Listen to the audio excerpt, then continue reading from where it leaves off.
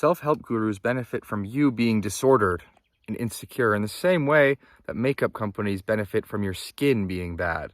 At a certain level, these organizations, these people want you to continue to have problems so that they can then solve them. But even more directly, self-help gurus and teachers of all kinds, they kind of subliminally introduce new problems as they solve other ones for you. So though you might be gaining a lot from listening to certain self-help gurus, at the same time, you're probably noticing that every single week there's something new about you that needs to be changed. If you're making six figures, well, now you realize you need a six-pack. If you're charming, you realize, well, I'm charming, but I don't live in a good enough city. Or I'm doing this, but I'm not on NoFap. Or I've achieved this, but I haven't achieved that. It just goes on and on and on. And while selling you on the idea that they can teach you to be self-actualized, they're also teaching you that self-actualization is impossible. They're subliminally teaching you this because you notice that no matter how far you go or what you achieve following their advice, it's never enough. They're constantly moving the goalposts. At one point, it was 6 figures a year. Now it's 6 figures a month. Now it's you have to achieve this, this, and this by 25, not by 30. They constantly move the goalpost. And even though you might be gaining a lot of value from them, and I'm not saying not to listen to people that are teaching you how to improve your life, not at all. I'm only saying to be very wary of letting them develop your emotional relationship to your own goals, your own self-esteem, and to not let them make you lose sight of what is actual success. Because from their standpoint, the best possible outcome is you achieve some success, you solve some problems, so then you feel very grateful to them, and then you buy into one of their products or one of their subscription services, and therefore you're locked into a rent-collecting relationship with them, meaning like a peasant renting land from a medieval king, you will always be in that relationship. Like you'll never be finished. You'll never will have earned so much that you can exit that relationship. You'll just always be paying them for the privilege of watching their content or using their land, to mix the metaphors. You notice that they always introduce new products. They always introduce new services. And that's because they need to have you always buying a new product. And this is what's so troublesome about this is most of these problems, such as how to get fit, how to lose weight, how to meditate, how to be good with girls, how to be a masculine man, many of these things could either be solved as best as they could be solved just through a video in a 1 to 2 hour to 3 hour video, or by reading many, many books that are all like $1 each, $2 each.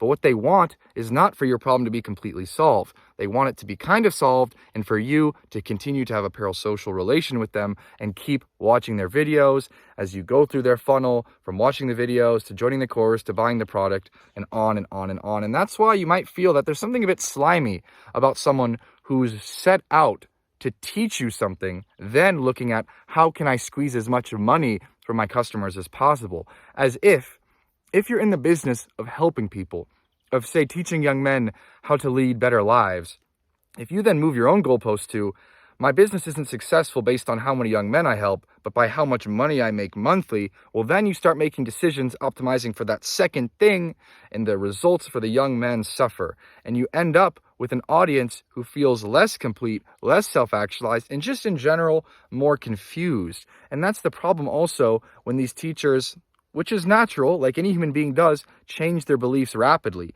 Because what they're doing is they're making you buy into their little system of thinking, okay, if I do this, this, and this, I'm an accomplished young man. Well, then they change their standards, they change their beliefs, and now you've spent 6 months in this other person's system, this stranger's system of beliefs, and then they've switched them up on you while collecting money and attention from you the whole time. So you kind of feel doubly ripped off. And again, this is not to say that these people are wrong. Case in point, it benefits them to teach you how the self-help journey never ends and how you always need to be investing in yourself and watching videos and learning new stuff.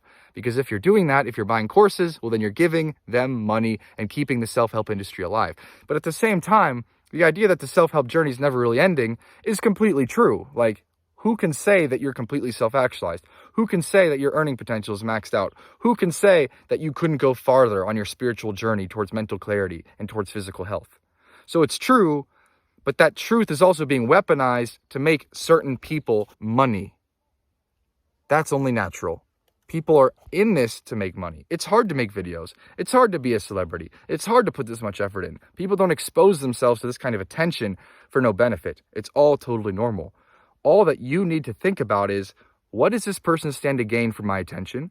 What does this person stand to gain by my buying their course? What do I ultimately learn from these courses? And when can I consider this problem solved? How many physical fitness courses will I need to buy? What body am I shooting to get? And the thing is, the way these people really make money is by the fact that most people that are into self-help, they buy a course, they do it for 6 weeks, they don't get a six-pack, and they think, okay, well, the problem is with me, that course didn't really work for me, so if I buy a different course, I'll try this whole getting a six-pack thing all over again. So that also keeps the industry alive with no manipulation on the part of the self-help gurus. But it means that many of these self-help gurus, as simply as I can put it, are not incentivized to give you the success that they teach that they're trying to give you. They would instead benefit from helping you a little bit, locking you into their system, getting a subscription fee from you, and keeping you that way for a very, very long time. We should be aware of that. That's all.